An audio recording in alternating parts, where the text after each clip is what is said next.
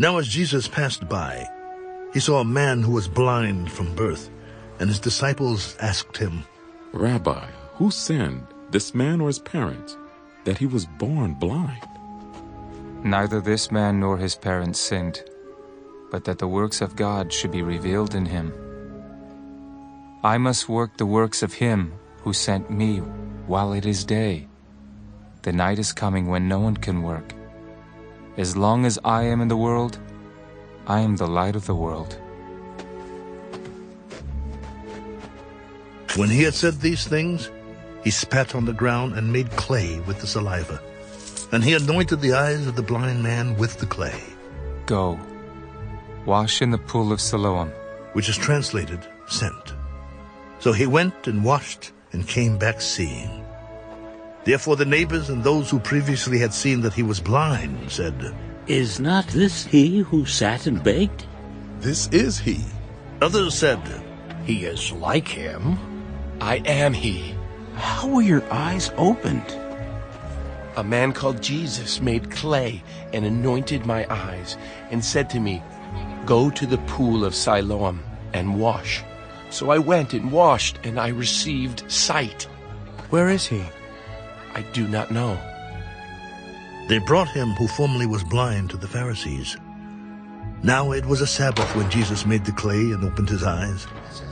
Then the Pharisees also asked him again how he had received his sight. He put clay on my eyes, and I washed, and I see. This man is not from God, because he does not keep the Sabbath. How can a man who is a sinner do such signs? And there was a division among them. They said to the blind man again, What do you say about him, because he opened your eyes? He is a prophet. But the Jews did not believe concerning him, that he had been blind and received his sight, until they called the parents of him who had received his sight, and he asked them, saying, Is this your son, who you say was born blind? How then does he now see? We know that this is our son, and that he was born blind. But by what means he now sees we do not know, or who opened his eyes. We do not know. He is of age. Ask him. He will speak for himself.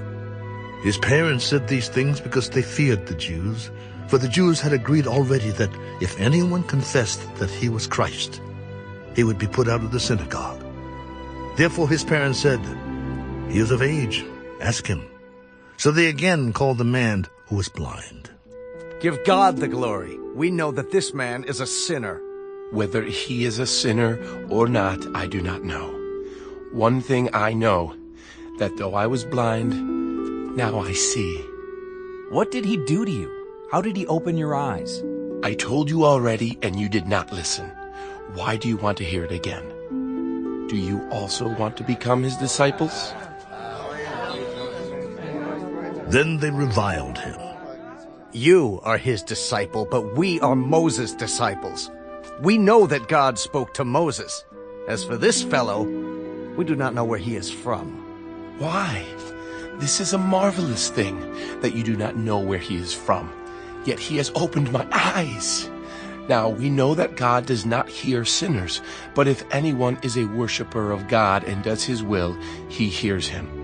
Since the world began, it has been unheard of that anyone opened the eyes of one who was born blind. If this man were not from God, he could do nothing. You were completely born in sins, and are you teaching us? And they cast him out. Jesus heard that they had cast him out, and when he had found him, he said to him, Do you believe in the Son of God? Who is he, Lord, that I may believe in him? You have both seen him, and it is he who is talking with you. Lord, I believe.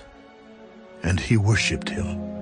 For judgment I have come into this world, that those who do not see may see, and that those who see may be made blind. Then some of the Pharisees who were with him heard these words. Are we blind also? If you were blind, you would have no sin. But now you say, We see. Therefore your sin remains.